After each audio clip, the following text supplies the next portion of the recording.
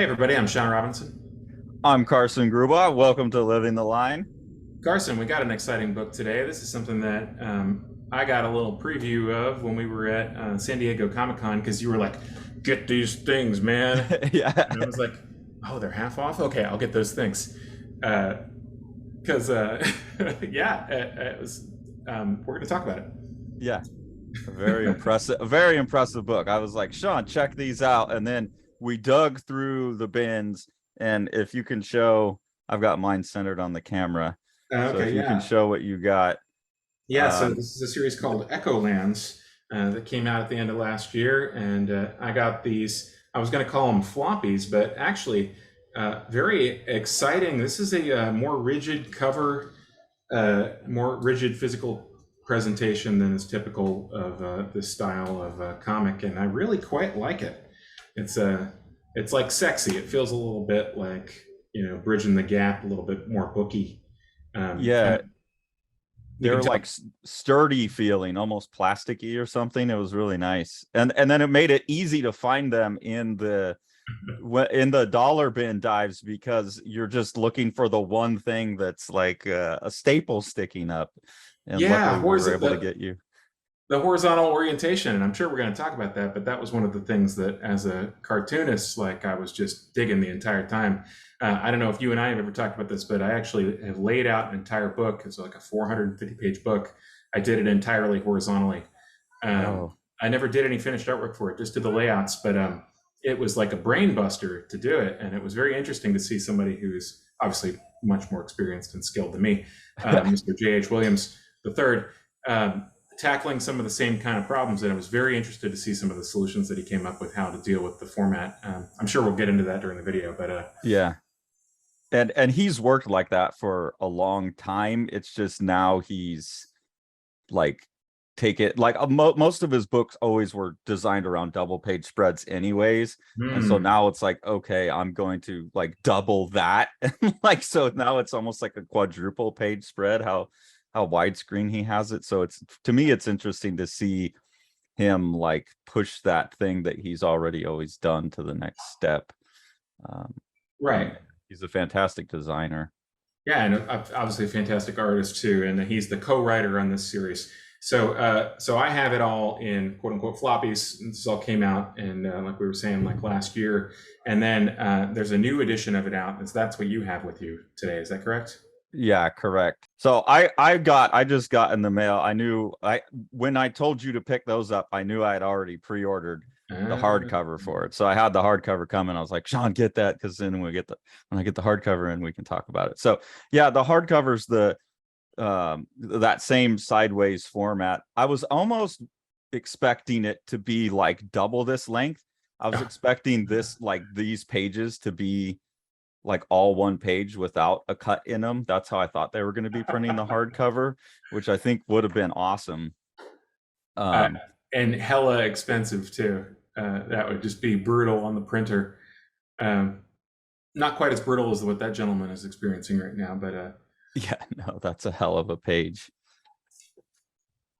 so I'll be interested to see the differences between the collected format and otherwise, because these were, they did an excellent job of exploiting the periodical format, pseudo interviews with characters in the back and characters who were commenting on the action at the end of each thing, and like letters pages. And, there was a lot of like fun month to month format. So, Yeah, a lot of that's well, pretty much all of that's preserved, and we can talk about that as we get to okay. the back. But we'll flip through and you'll see how it's maintained that pretty much that same structure. It's just that thing where he talks about which albums he was listening to. That's all still in here. It's just at the back, Okay. which seems like a crazy thing to put into the collected edition to me.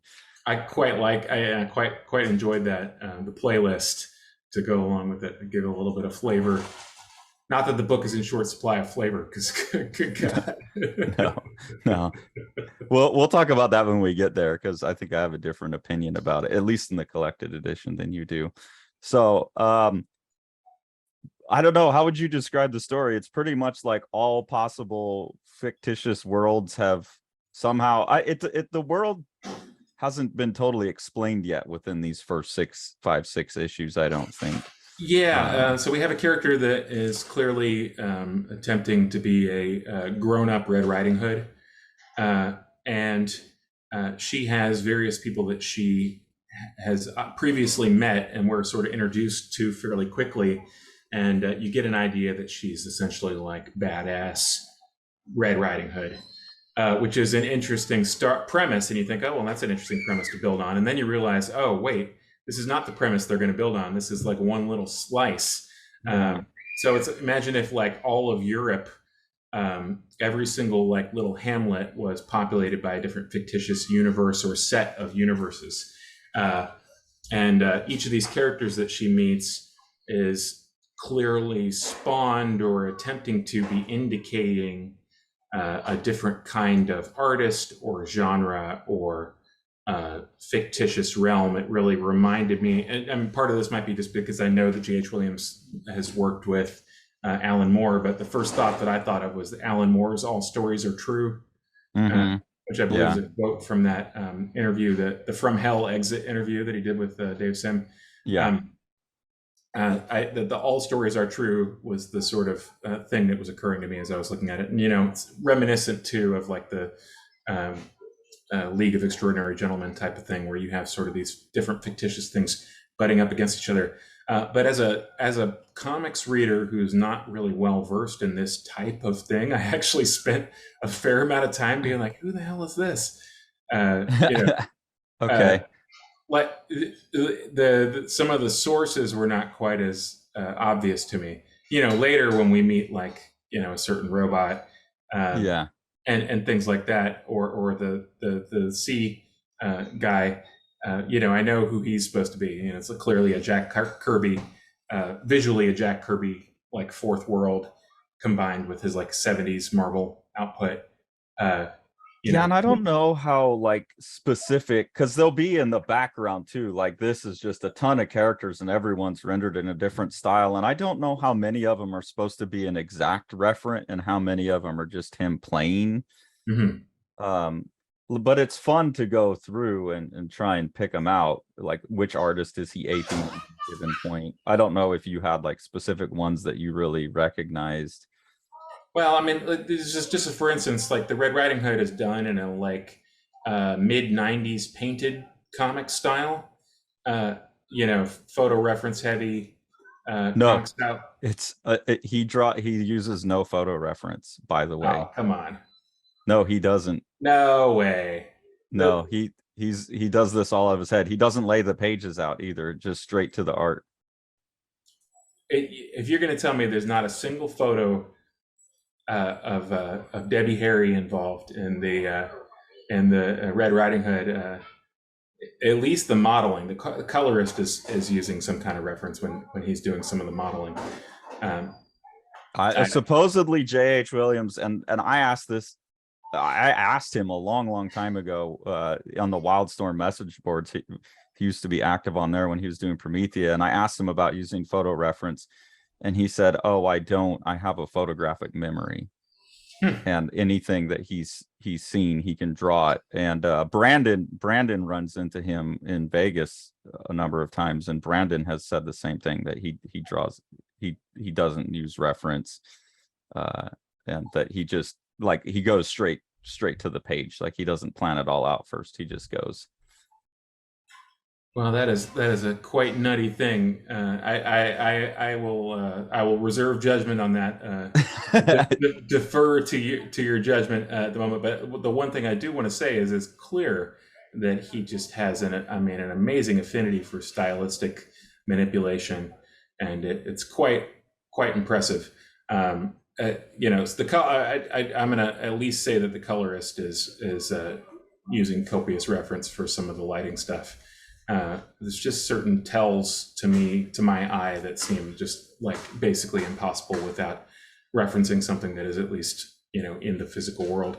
But like, man, what a incredible range of style. So here's like the sort of demon horror world. Well, I was just flipping to this like black and white art in the back, because some of that like lighting stuff you're talking about too, I think is pretty well indicated in the ink wash, and Yes. then the colorist. I don't think yours has this. So this is a lot of the rendering of light's done in the ink wash. And so the colorist comes in, and certain areas that look like it's all painted in watercolor, that will be J.H. Williams doing, like right here, this underwater scene, you can see all of this is painted in ink wash in black and white, and then the colorist colorizes all of that. So a lot of the lighting decisions are being made by J.H. Williams with his black and white. But there will be certain instances where he'll actually paint the colors himself in watercolor or whatever. So you can see on this spread here, like the alien characters painted in color, and that spaceship's painted in color, and everything else is black and white. Okay, so I was wondering about that because I have one of these raw issues. Are you telling me that this is the actual raw output with lettering added, as in the pages as scanned? The black and white ones, yeah. If it's in black and white, that's what it looks like on his artboard. That's just nutty. That's a very interesting thing to go through and do all of the, essentially like a halftone pass with washes, and then have a colorist, adjust those after the fact. It's a very interesting. I'm not sure I really understand. I just had assumed that they just made they made a grayscale version of the colorist's work to drop in on top, but that makes a lot more sense. Why? Yeah, that's where that sense of lighting's coming from, is it's all in the ink washes. And a lot of these effects that you get, like, I don't know, that's why I tagged this page, because this page could very well be J.H. Williams doing watercolor, but it's also, I've seen work of his where this could have been all in black and white and then colorized by the colorist. And it's really hard to tell in his work. That's one of the things that impresses me about his collaboration with, I think it's Dave Stewart, right? Is that the colorist? Mm-hmm. Yeah. His collaboration with Dave Stewart is so impressive, because you'll see things where it looks like these huge cosmic watercolors, but that part of it is done in black and white, and then Stewart colors over top of it. So it's it is a very curious process. And God knows on any page, unless you have like that version that you have, what was done in watercolor and what wasn't. Very interesting. Very interesting. And this style that you picked out as applied to the Red Riding Hood character, Hope, is that her name? What's her name? Hope. Yeah. Hope. Yeah. That's what I would call J.H. Williams' native style.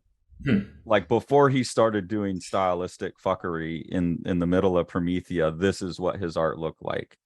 So this look, maybe minus the ink washes, that kind of realistic, like tenebristic style, like really like kind of sharp, almost Jay Lee, like how he renders the clothes and stuff. That was like kind of what he was doing natively, naturally. And then during Promethea, he started, each issue would kind of be like cued to a different style, and then he's kept that and started doing these, like, where they all exist on the same page type of thing. Man, how many times are you going to show us that page? So it's just, I had a sticky on that one because I thought it's the one where you start seeing like the interaction of the ink and the color, the more comic book stuff and the painted stuff.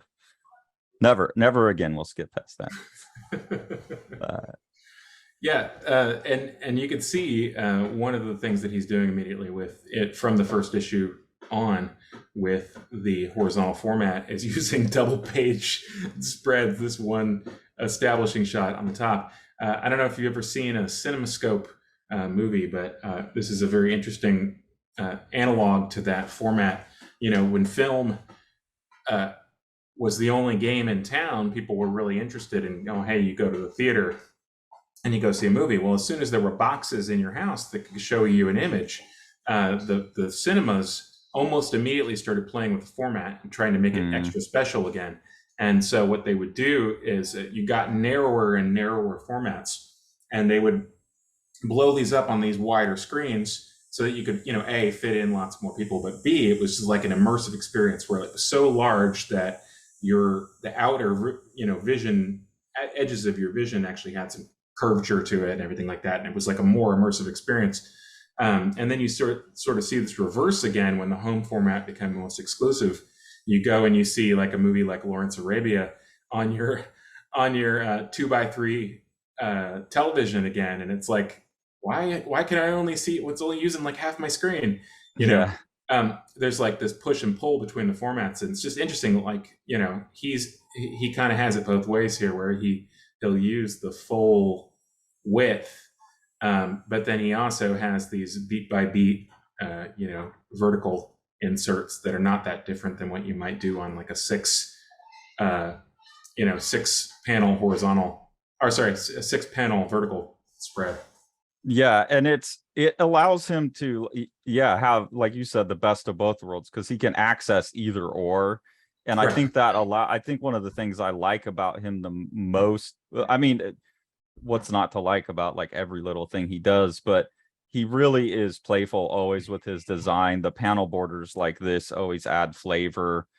They always add design elements, symbolic elements to what he's doing. And I think these larger spreads like that really give him even more room to design, and it push like a type of design that I don't know. I mean, I can't think of any other art. I mean, except for some of the like Asian like scrolls and stuff, scroll painting. You don't typically get compositions that are just so long and thin, and so it's just like you're already one of the baddest ass illustrators, and then you're just going to go like excel at this crazy compositional challenge that no one else has ever even tried.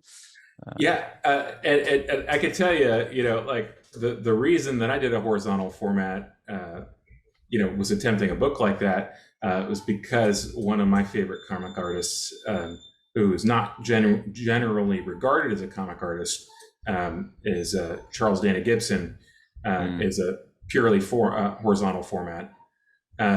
And all of his stuff is presented that way. And so you buy, a collection of his stuff or whatever. Not that there's very good ones out there.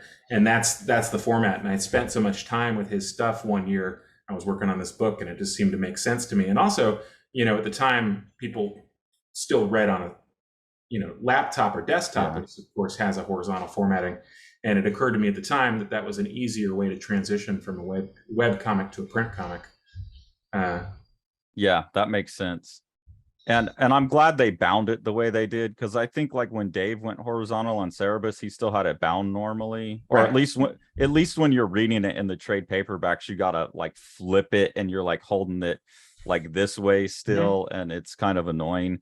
I really like it. If you're gonna go horizontal, like bind it horizontal too. Yeah. And then to do what this should be like a double page spread. So he's basically creating like quadruple page spreads now. Right. And that's intense, because Promethea would have been all like 2-page spreads always. So this is fun. This right here, this is obviously Moebius Blueberry.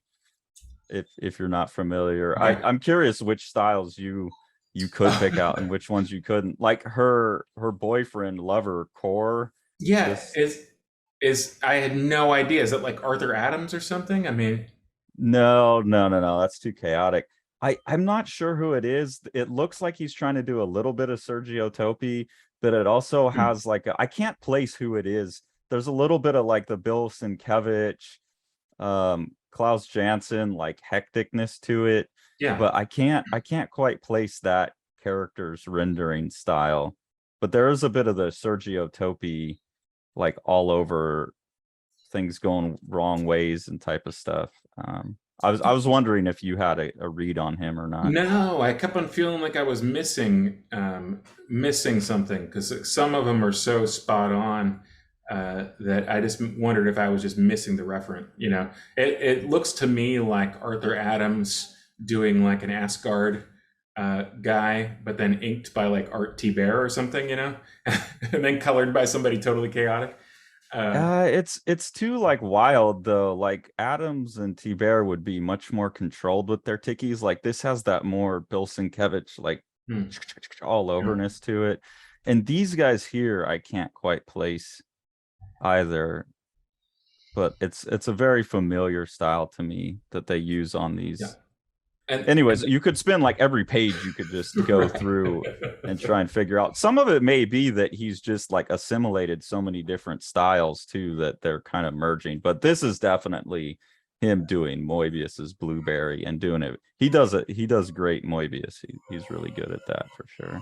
I wondered, he names a certain character Kniff, so I thought that might be a little bit of a Yeah, but the character that's yeah, named Kniff isn't the one that I would think. Like, it's the right, other character that looks, I don't know, we'll see it when we yeah, find that character. It's the other character that looks more like a Kniff right, character, which threw yeah. me for a loop. Anyways, you're talking about the back matter Oh, stuff okay, that's preserved. okay, So you have this painted alien seer who's like kind of telling you what's coming up next issue, right, and then these interviews with the I guess it's the bad guy right. of the series, the wizard that's ruling it's San Francisco. The whole book's set in San Francisco, by the way. And this Teros Demon is now, he seems like the ruler of the world the way the book plays out, but then the further you go, you're like, oh, he's really just in charge of San Francisco. Well, everybody who lives in San Francisco thinks that it's the entire world, so I think that that's consistent over the 100 years. Yeah. Do you? I have a couple tags in here. We'll talk to when we get there, but I think they're taking some pot shots at San Francisco and all of this. And then these like fake ads and comic strips in the back. What did you think of these things here? I mean, I just passed them right by. Okay. To be frank, I didn't. I wasn't sure what to think about this. It had a little bit of a, you know, back of a weekly magazine freebie kind of feel to it. But for how good he is at all of the different styles, I felt like these were pretty weak in terms of like mimicking design styles and Yeah, stuff. it was. Yeah, it was not the high point. Yeah, they're interesting. I just didn't know what. I don't know. Like I said, it's like a weekly.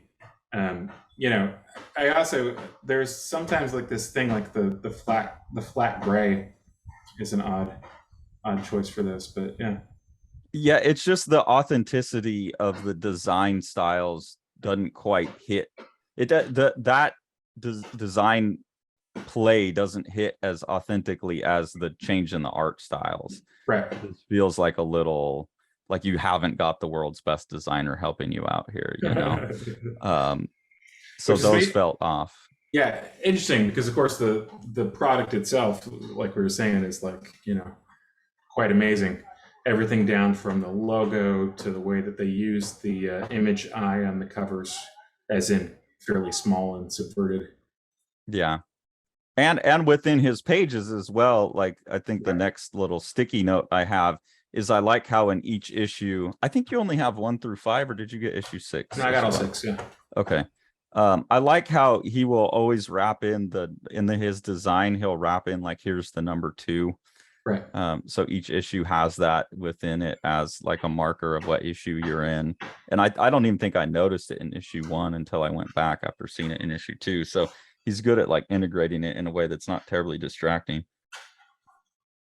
Reminiscent of the Gene Day title stuff from Master Kung Fu. I guess that's also a Sterankoism as well. Yeah, and I wonder how much influence Williams pulled from Gene Day, because when we were looking at that stuff, I was seeing a lot of like how, yeah, he'll use numbers or letters to change the panel border, how he'll do like a long shot broken up with like characters traveling through space. Right. There seems to be a lot of Gene Day isms that have been like leveled up, to like 80. Yeah. But that was definitely something that I noticed when we were looking at those books. In issue 2, especially here of this series, that was the one where I saw several of those types of things. Like this right here, where they're traveling through this long scene of like traveling through a maze, and the maze is almost creating the panels. That's just really fun. I like that a lot. I really like this robot thing that they meet and befriend briefly. This little, yeah, it's trying to decide whether it's going to kill them or not when they first encounter it. Okay, now that we're at the characters, so this is the character that I thought was Kniff based on the style. Right. This guy here. Yeah. And then you have I think it's this black character that's named Kniff, right? Yep. Who's less rendered in a Kniff style. So that was confusing to me. And then this obviously looks like some kind of Moebius lady, this like elf lady here. Yeah, yes. Well, the non-binary elf. Yeah. It has like Mobius is like ticky tick, crow quill style. Yeah. And it's very, sorry, go ahead. It's very interesting to see them all kind of together, because obviously he does a good job of integrating it, but it has this like collage quality to some of the action scenes, especially. I think that's when, the collage quality really, especially if somebody's like interacting with somebody else, like there's just, scenes of like punching and impaling and things like that, where you get somebody who's fully rendered versus somebody who's like rendered in ink versus somebody who's painted only. The integration is interesting. It's like it's very modern, I guess, collage-y, video gamey kind of, lack of stylistic integration. So there, Kniff is a little bit Kniffier right there. He's got a few stray dabs on his forehead in a Kniff-like fashion. But not as Kniff as that other more cartoony looking character, which was strange to me.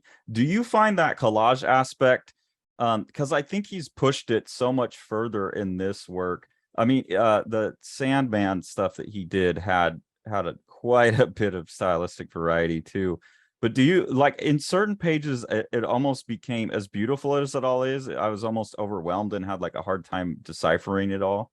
Yeah. So I mean, I think that it works great for this story, but I wonder as a reader what that would be like with something that has a less light of a touch. And it sounds kind of crazy to say that this is like, a light touch, but like it's an adventure story, it's not. Yeah. This is more, more in the adventure story tradition and less in the like deep treatise on the future of humanity side of things. And so the collage thing is like the gamesmanship is like part of the light touch, and part of the story in this one. Yeah, for sure. And he kind of always works on projects like that. Like Promethea, you could go issue by issue because it's like each like a different magical system that they're talking about.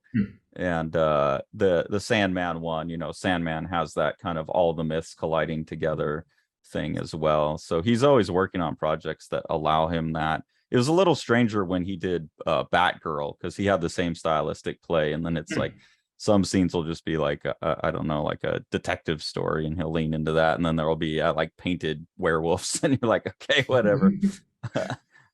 This tree looks like a Simonson drawing to me. I think it's fun to see him playing with the backgrounds too. It's not just the characters, like as they move into different environments, he'll switch it up. I wondered how large he's drawing, or if he allows digital manipulation for stuff, because it seems like it's so deep in on some of these panels. They got to have a massive amount of reduction. I think from what I've seen on Instagram, they're 4-page spreads. So 4 11 by 17s taped together, or maybe 2 11 by 17 sideways. I'm not sure, but they're big from the progress shots he shared on Instagram. Okay. Do you ever, there's a couple points, and I'm more familiar with his work, so maybe it's easier to navigate. I'm curious, did you have any time where you got lost in the flow of the panels? No, I was going to say for all the amount of experimentation, I mean, he's just an expert designer. There's a sequence coming up later where there's, you're expected to jump from the top tier to the bottom tier after reading the left to the right on the top tier. And he has just enough space to sort of indicate that for you before you do anything. I never did anything wrong. I didn't have that, I read that in the wrong order feel. And in fact, there's a sequence later where you get to choose what order you're reading stuff in. And it was just you know, totally natural. Which one was Amazing. that in? That's interesting. I'm curious. What in about 20 pages or so, Okay. the sequence with the robot on the bottom and the other characters happening on the top, and Oh it yeah, so you can kind of read like here, here, here, here, or just straight across and straight across. exactly, Yeah. yeah, Okay. and it doesn't matter at all because it's just two simultaneous streams, Yeah. which was quite nice. So they've been taken. At first, it seems like they're going to ask for help, but that they've been taken captive by Red Riding Hood, or Hope's old boyfriend, who is a Jack Kirby pastiche. Quite obviously a new god. Right, exactly. Yeah. But he's wearing like a Thanos costume, and Yeah. he's got the whole gamut of. I said Thanos, but I meant Orion is yeah. that? There you go, Orion, the character that Thanos is a knockoff of. Um, Anyway, it's very interesting to see his Kirby pastiche because it's a very flattering Kirby pastiche. Number one, he doesn't have any misaligned eyes or super exaggerated perspective or anything. And then he also draws the character in angles that you'd never see Kirby draw him from. Like that shot right there, we're looking up at him. That one right there. We're looking up at him. That's just an unusual Kirby angle. Yeah. But he's obviously just got the style in his head and he can just manipulate it. It's not like he's referencing specific things. But like the first left shot of the guy, that weird shadow on the bottom of his face, it's just so Kirby it hurts. Yeah, or even like that little Yeah. splotch on his chin. Yeah. Well, and that's one of the things that's so crazy about him is he'll like assimilate that style to the point where he can do things with it that the original artist wouldn't, but it's still, Right. you're like, yeah, that's if Kirby had ever drawn anything like that. So Right. he's able to map their like skin of the style onto his own design sensibility and story like needs. yeah, it's fucking just I Uncanny. mean, Yeah. me and Brandon have said all the time, I just hate that guy. He's so good. like, how can you as an artist not hate him? Just you do whatever you want, and apparently without any reference. And then here, I know you had to be excited about this. Yes. So excited. So excited to see this. Here. And then you get this with like Moebius drawing the background. Right. Which is like, oh my god, you get like a Tezuka Astro Boy robot with Moebius on backgrounds. It's like you get in J.H. Williams III, you get an entire super group like in one dude, like any guy that you want in your band, like J.H. will come in and just do that instrument for you. It's yeah. Yeah, that's got like a Mazinger Z kind of. I've totally boffed the name, but like a '60s, '70s Japanese, large robot Gigantor style. It's just fantastic, and it's got a little error of Transformers about it too, which is of course once again designed by Japanese animators. It's really fun to see, and once again, like it's not like one thing you can pick out. It's not like, oh hey, I've taken your childhood toy and appropriated it. It's like reminiscent of a decade's worth of output. Yeah, compressed into one character or right. One location. Yeah, it's bananas. So there's some things in the interviews. Did you read those or did you skip over them? I read some of them. Yeah, I didn't read all of them. There's some things in the interviews that I found interesting. Like one is you have what is this? I think we're at the end of issue 3 now. Mm-hmm. He's basically saying that he's the one. Our beloved San Francisco, I see a capital of history's greatest government, a grand and culturally significant hub of diversity of technologies and concepts that can propel us beyond expectations, compel us to build something better. And he's going on about like San Francisco as, you know, the way that we see San Francisco is kind of like the most forward progressive city, the hub of diversity, all of this stuff.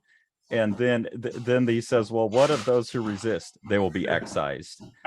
And it's like, you know, how much diversity is in there really? And having both of us just escaped California, I think it was especially like I was sitting there going, oh, this guy is Gavin Newsom. Like, you know, he was the mayor of San Francisco that celebrated for all his progressiveness, but he has this really like, if you're not in lockstep with our, you know, how we think, you will be excised. You're irrelevant. We don't want you here. And I wonder if they're making fun of that or not, because the rest of the book seems really to lean into the celebration of the diversity and all the different styles. And yeah, well, I mean, the guy that is being interviewed is the villain, so yeah, and I mean, he says you will be excised, so it seems. I love that, a magazine for the open-minded, the Echo. yeah. It's is that what this is? Oh yeah, a magazine for the open-minded. Yeah. No, but it's really just like this propaganda machine, and he is captured now. Well, I don't know, maybe maybe this is the resistance, like, because this guy has been, if you didn't finish reading him, right. Teros Demon has captured him now, and he's going to force him into being his like court biographer. Gotcha. So he's like trying to control this open-minded media source. But within the book, you also do have this collision of like all cultures and all styles. So I wonder if there's some kind of extra message that they're putting in there about this is like what real diversity looks like. And then this kind of this Nazi guy with his black and red with his up arrows, which are like the symbol of this symbol right here, which is this symbol of this guy that's ruling San Francisco now, which to me is also suggestive of progress, like up and forward. Mm-hmm.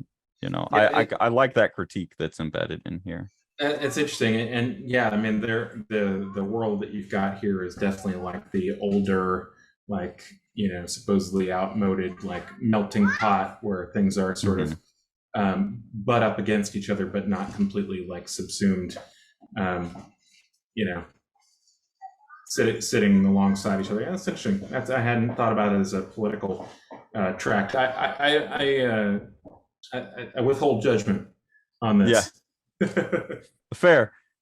Here's a page, Sean, that at the beginning, the very first page of issue 4, this is one that looks like he would have watercolored it. Yeah, I think this was probably all done in black and white, because I've seen other things where he'll do this in black and white and then Dave Stewart will color it all. Very interesting. And he's doing it digitally, so he's using like a screen layer and then just sort of digitally painting over that, converting essentially the screen mode is converting the grayscale information below into a tint instead. Maybe, yeah, or just some kind of multiply or some combination of those processes. Yeah, I'm not sure. Like, right, and get too muddy if you're doing it. You know, you could use multiply, like darkening over line art, but I think over wash in general, that's a recipe for mud.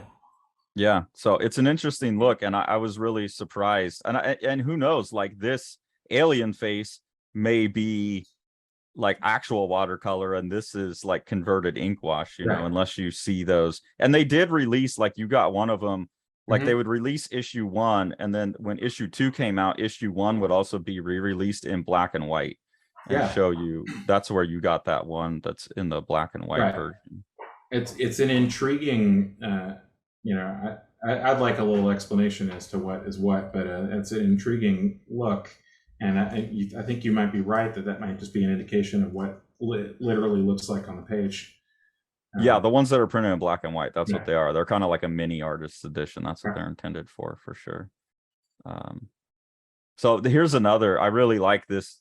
Something else that he does compositionally is he'll use like this, which is this character's glove, the Kirby guy's glove and the sword coming together. So you have one bit of the story that's like this meta picture, and then all of the other little pictures will fit into it. That's another trick he does a lot. So he'll use like this larger shape to kind of create the structure of the panels. Like this even has he's got these 3 circles on his wristband here, and those are like the 3 circular inset panels.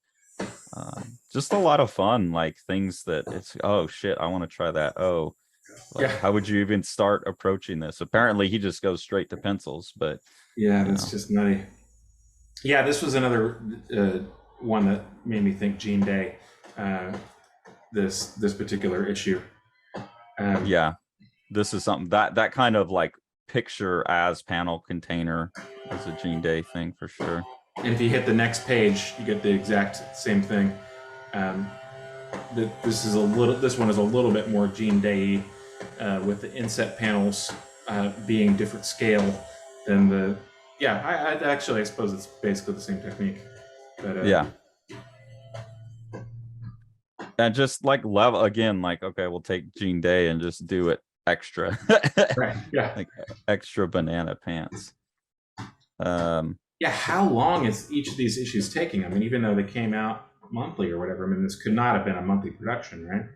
He didn't draw. No, there's no way. He had to have like finished 4 or 5 of them and then started releasing them, and then there's like a break now when he'll go work on 4 or 5 and then start re-releasing like issue 7, 8, you know. Gotcha. I saw the first issue said that this was like 15 years in the making, but I had assumed that was discussing the characters or whatever. Yeah, so this is the issue for me when it really ramped up. I have to tell you that the ones before this, like, it's just a little bit out of my sort of genre comfort zone, and I feel like there's too many things being referenced that I don't, quite get. Mm-hmm. And, I can see like, okay, she's a horror lady, and okay, Todd Klein has given her like, creepy lettering, like the comic creepy or whatever. Yeah. But and there's a lot to appreciate, but like I felt a little bit like out of my element, like a little bit like. But then when as soon as they meet the alien guy here in this next sequence, this is the gentleman who has been giving us, 4/10 of each issue at the end of each one. Yeah, the seer, this guy here. I sort of had assumed he was sort of a meta joke that wasn't actually going to appear in the narrative, and then here he is, and he feeds them the adequate things that they want to eat, exactly what they want, like a pizza and a mucklon and human blood and everything that they want, and is able to provide them with other things that they're going to need for their journey or whatever. And he's just sort of like, I felt like integrating him back into the story, similarly how they're going to integrate the wizard character in the interviewer at the end. Yeah, is a really great way of taking something that was previously like sort of just decorative and turning it into something functional. And this is sort of like where it was all of a sudden like really hitting high gear for me. So you got more engaged at this point in the story? Oh yeah. Okay. Definitely. Interesting. So, it feels like they he's like wrapping in the wrapping paper. Yeah. Do you know what I mean? Yeah, it's the stuff that just seemed kind of like fun back matter all of a sudden becomes like, oh shit, I should have been reading that all along. Because I am the type of person who these days I'm less likely to read that type of back matter stuff unless it's like in the middle of the story. It feels just like excess kind of waste of time. So yeah, I agree that it's important that you realize that these need to be read as part of the sequence. I think it's helpful having it in the graphic, in the collected version where it's still there and it's letting you know you need to look at it. And like even stuff like this, the plasma tones, like they run into a character from the plasma tones. So these things do kind of show up a little bit better. But I will say, like, I don't know that after having read all 6 issues all together in a chunk, I still don't know that I'm 100% engaged in the story because I don't understand the rules of the world yet. Like they kind of just immediately, she's got this thing that you don't know what it is. And that's got the wizard pissed off at her, and they're immediately on the run, and they're immediately fighting people, and they're immediately just like every episode is like some new kind of waypoint figure that they run into. And I would think that by the end of the collection, at least, since this is like volume 1, that there would be a little bit clearer picture of the world. Like, I don't like heavy world building. I like that you figure it out as you go in stories, but I just don't know if they've given me quite enough yet either to understand what brought all these worlds. Because when you're referencing like San Francisco, you're referencing the real world in a way of like, okay, how did all these things come into the real world? There seems to be a bigger story, and I don't need it all, but like, I don't quite understand the stakes yet, I guess. Yeah. Like, I Yeah. don't understand what they stole, why it's a problem, what that matters to the world they're in. It's just, okay, they're being chased by a bad guy for 6 issues. Right. Yeah, and it definitely has that breathless, like, to use like an extreme example, like um, the most recent Mad Max movie.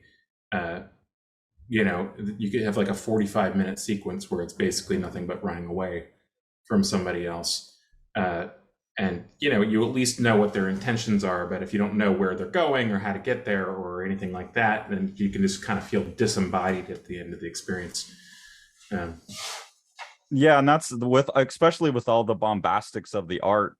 That's kind of what I feel like, is like, I don't even know if the writer, I don't know the writer's name, Haden Blackman.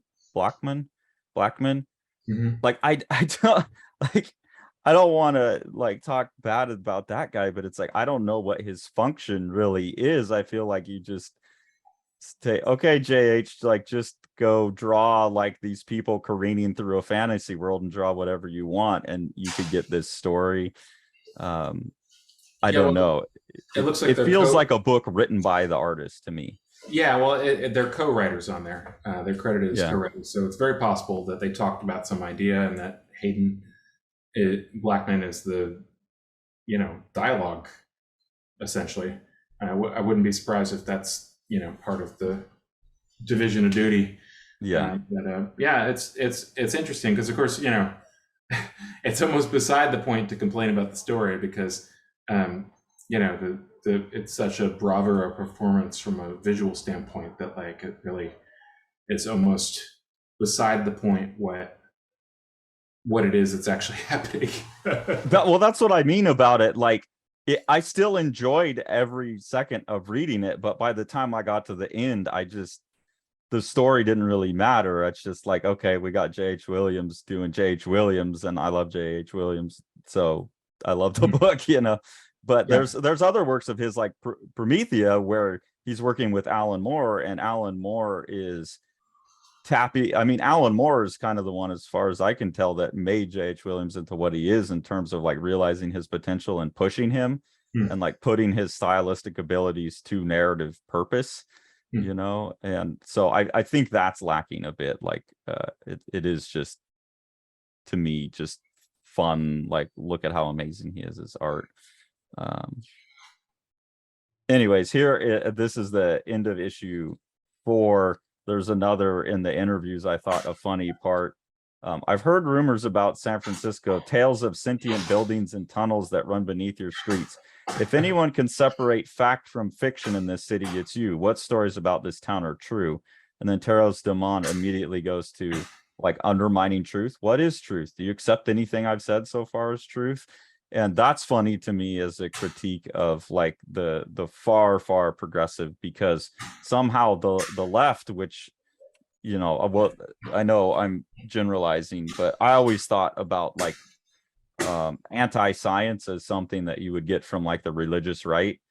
And Right. now there's a component of the left that's gone so far that it is also undermined truth and anti-science and anti-logic and things like that.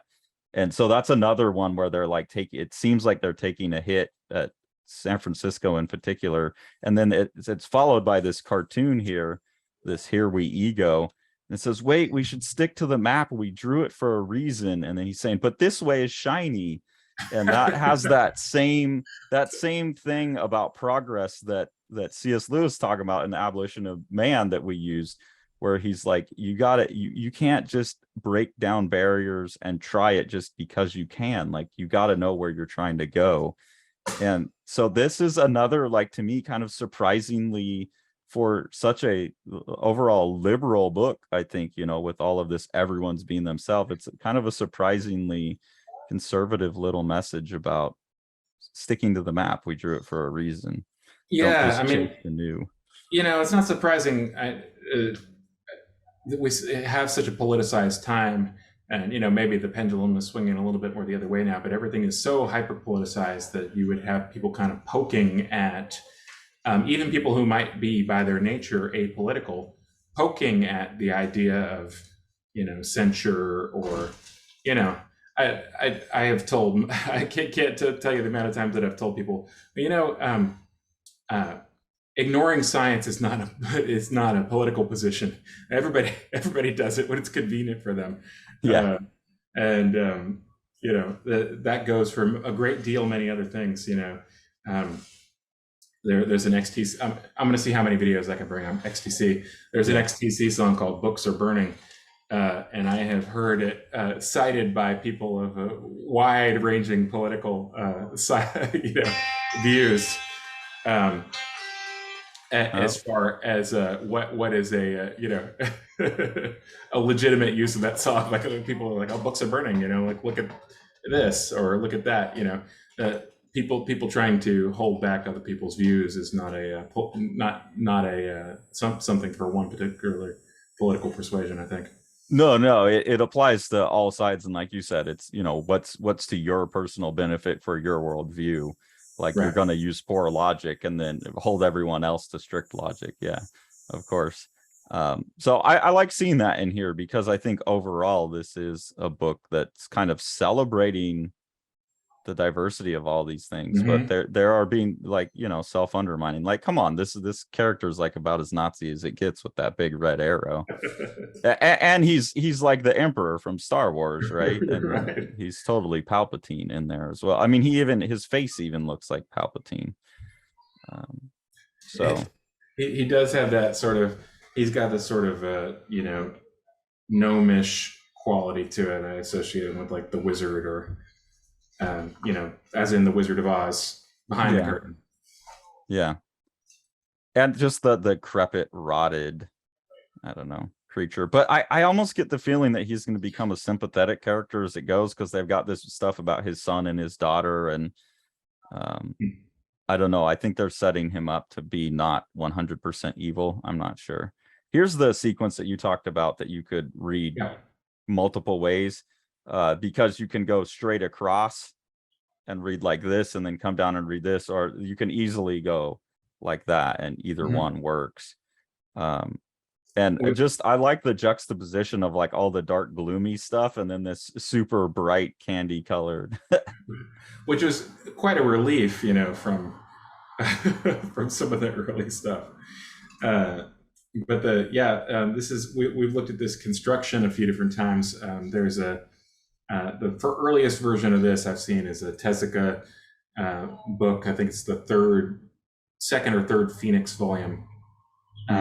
Has a three and four parallel tracks depending on the scene, in a long sequence. And then we looked at Rabbit, which is a short story that Brandon showed us. Yeah. The Rabbit Run, or White Rabbit, or something mm-hmm. like that. Yeah.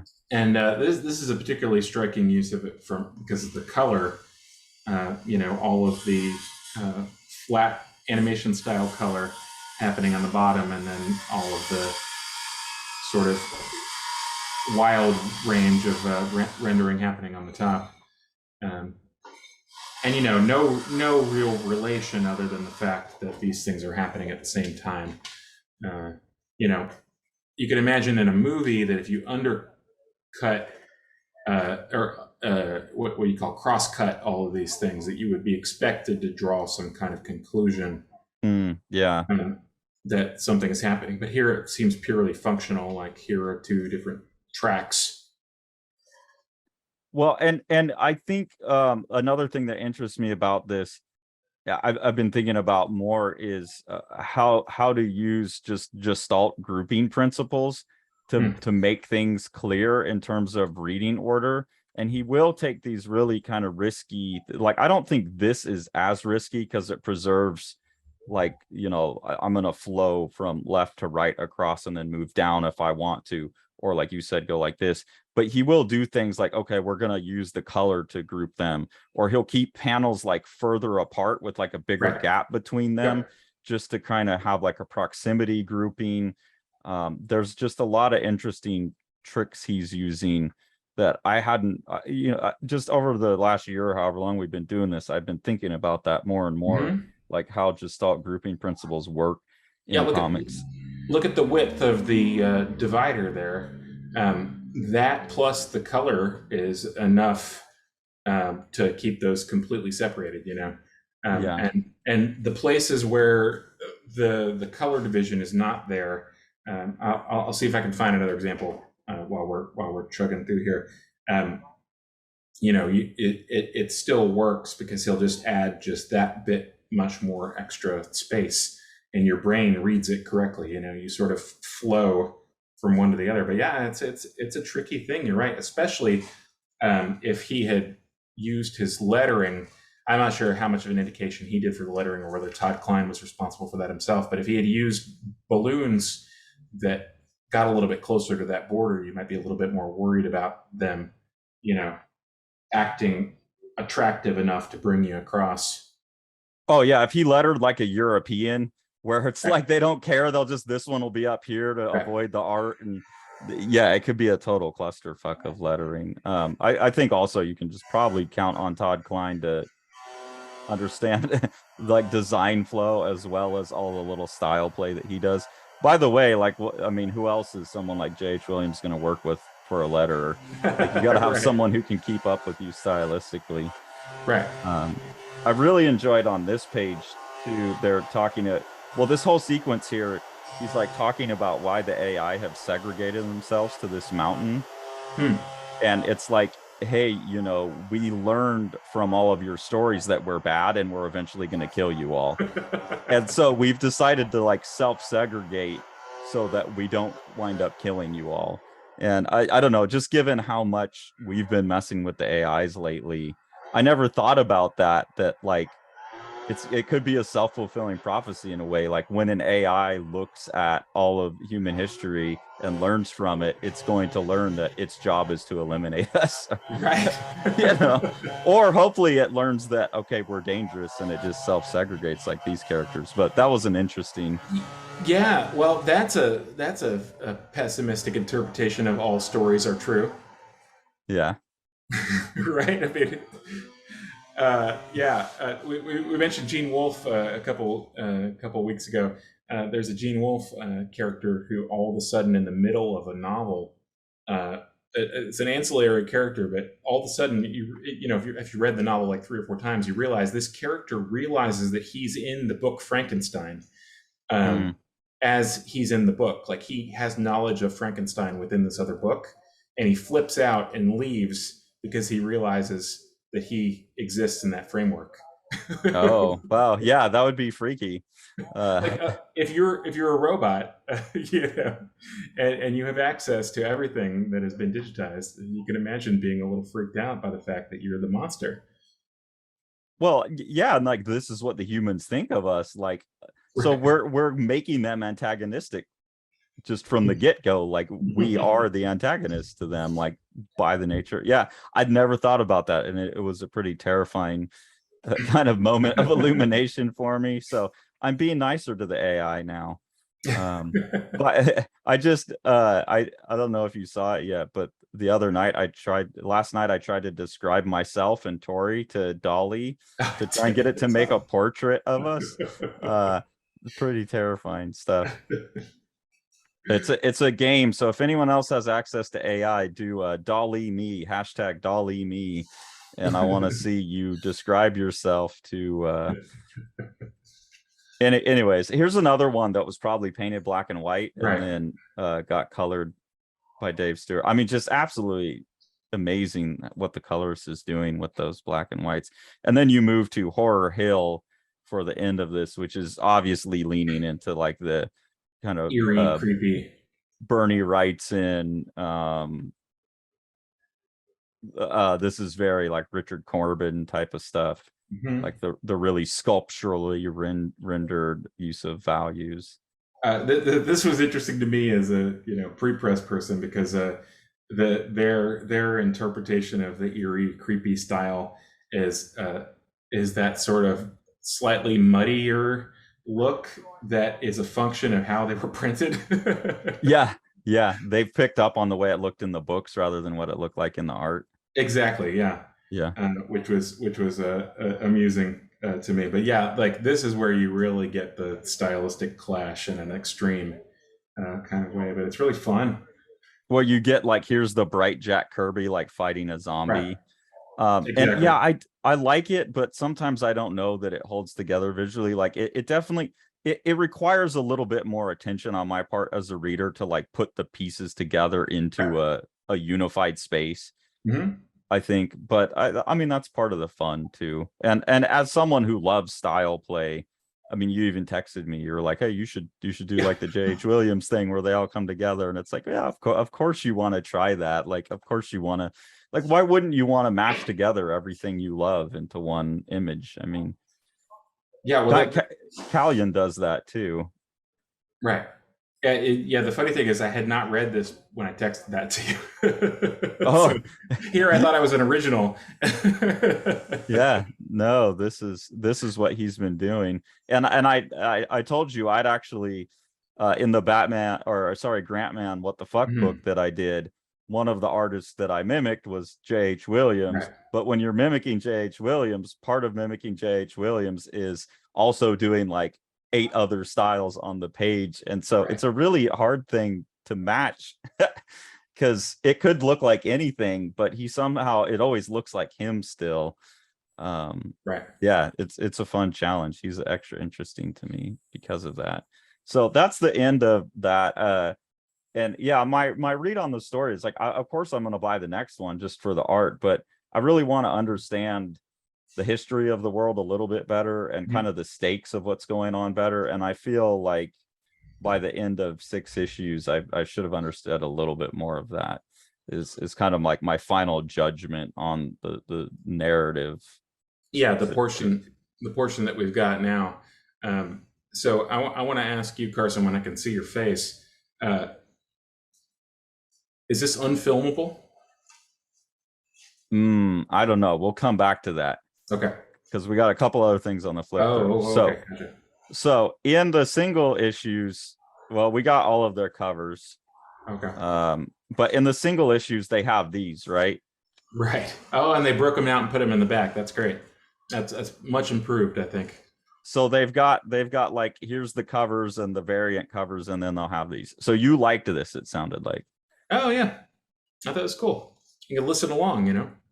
I don't know. I just something about it is just like I don't need to know this. It has nothing to. I get that the Yeah. book is just all of your influences mashed together, and so this is just another instance of that. But there also something about it that's just to me is like trying to look cool. I'm going to tell you why you feel this way, and it's because you were a year and a half younger than me. And let me tell you what you missed. You missed the mixtape. No, no, no, no. We had mixtapes and stuff, but that's what it is. It's like the mixtape where you're trying to impress a girl with your mixtape, or you're trying to Uh-huh. impress it feels very hipster to me. Like, look at how diverse my music is. Look at my mixtape. Um, look at how good my tastes are. Like I'm gonna go from Neil Young to Mastodon. I don't even, I mean, I don't even know half these bands, but to Sun Ra, like those three is a pretty wild, to Serge Gainsbourg, to apparently Alejandro Jodorowsky soundtrack. I mean, it's like an of a Montreal. Like, let me show you just like how diverse I am. David Gilmour. I I know all these mean, people, Carson. He has different taste than you, and it's annoying you. no, no, no. I mean, I like a lot of these too, but it's just the like putting like this is a long ass list, like everything I listened to over the month. I don't know. It just seems OCD and like braggy a little bit to me. I don't know. Would you go like if there was one of these you didn't know, would you go hunt it down and listen to it? If I liked everything else on the list, yeah. Okay. Yeah, I don't know. There's something about that that I thought was a little bit goofy. And then I'm glad you have one of the ones that's in black and white, because in the Yeah. back here of the collected edition, they don't show all of them, but they show little bits and pieces that give you enough of an idea of how the book was made, um, that I enjoyed it. But I did notice, because of all the grays and everything, they had to like halftone, Hmm. and so you're losing the line fidelity and stuff, Right. like we talk about a lot. Is this for you, like when you get like a page like this that has color and straight black and white and gray tones, and you think about trying to get it all as perfectly represented as possible, is this like a nightmare? Yeah, if you were actually going to do this with, I mean, what they just went ahead and half-toned everything. Yeah. And since they're printing on a coated paper, they can get away with having a really tight screen. And so most people are probably not going to notice that. But yeah, I mean, I noticed that. And I noticed the difference in the sharpness of the lettering versus the sharpness of the line art. And especially when he's going for a style that's a little bit more hatchy oriented, that can be a little bit like, wish that you would set that up differently. But it's basically like they they don't ever treat the line art as line art, and that's just part of the look. Uh, but yeah, I mean, it could look a lot sharper if they did something different. But yeah, you'd have to split out each of these elements. And when it's in color, it's not so, No, it's not such a problem. But I was thinking about like because they did release these as looking like this, they're looking at almost at an artist edition, and then like, do you go in and like select all this and treat this as line art? And I just yeah, thinking, like, from what I've learned by right. being watching you do your tech videos and stuff, I'm thinking, fuck, this has to be like a nightmare project. Yeah, they ignored the nightmare aspect of it by just treating it all like a grayscale or color image. Yeah. So if you're going to half tone everything, then that's a way to do it. But yeah, the obsessive in me would probably insist that somebody allow you to break out all the stuff that's going to be line art only, and present that as a really high resolution bitmap instead. But yeah, it doesn't make sense in this context because they're not. It's supposed to be, that's I don't know, not stylistically congruent with what they're presenting here. Yeah, and it also just like having learned from you and then looking at books like this, I start to, it's just a really interesting conversation to me. Like now, if I wanted to do a book like this, I would do the line art on one layer, the Right. washes on another piece of paper, like maybe with the color. Like I have learned that I should break those things apart so that when I send it to you, you've not Right. got line art with wash over top of it, because that's Right. going to make it harder. But I think there's also an argument for like J.H. Williams, that you like he's kind of showing you like, look at this big beautiful thing I Right. made all on one piece of paper, and he wants you to see it as a piece of art that could like hang on a wall, and you don't Mhm. really get that if you break it all apart. But then that also makes me think, like, as a piece of art on the wall, some of this just like weird inclusions of color, it also makes like a strange, like this one kind of works to have the graphic black and Right. white against that big color background. But some of those choices of like where to throw in color and where to not throw in color undermines that like original art of it all. Um, Yeah, because so it's yeah, it's just an interesting mix of problems that I'm thinking about, moving forward for myself. Like I still have that fine art. I want it to look like the finished thing on the wall, but also I'm more concerned about the book, and so I need to do the thing that's going to make the saleable product look as best as possible. right. Yeah, and I think that that's the overriding thing for me, is that the end product is the book. The thing hanging on the wall is the book. That's the intimate experience that somebody has with your art, and the other stuff is sort of just the byproduct. Especially if you can make it look as good as you possibly can. I mean, that's its own sort of um, positive. Its own Yeah. sort of end goal. And I was thinking also, because I think you had told me, you when you were talking about doing the multiple styles, you referenced Dave Mazzucchelli. I don't think you said do Right. it like J.H. Williams does. And I think about did you lose my audio there? No. No, okay. Sorry, I switched the audio instead of the camera. I was thinking about Mazzucchelli as someone who was like really intimately involved with production as well. Right. Like Yeah. even Rubber Blanket is referring to production, right? Right. And so looking at like, as I think you were probably talking about Asteros Polyp when you're referencing all those things. That book is obviously his awareness of production is like part of the story and so important to the book. And there's the real, like the physicality and the art objectness of that book comes from everything that he does is with that final product in mind. And that just kind of kicked off like your comment about that, and then me thinking about Mazzucchelli and looking at this Right. really made me realize how much over the last year I'm started to become one of those people who's like really, really, really about that end product. Whereas when we started working on Strange Death, I was sitting there like hand drawing the same picture 18 times instead of just statting it, because I've had that fine art mentality. And I think that added some variety to the pages that I don't regret. Yeah. But I'm feeling the shift happening, and it's interesting.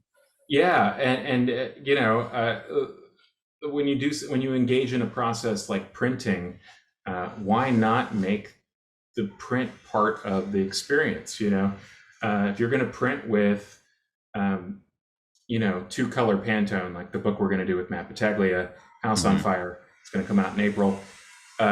You know, it's going to be printed with 2 colors, a black plate and a Pantone plate. It's this kind of orangish color. Well, he's never actually seen the artwork look like that until we assembled it in screen, you know?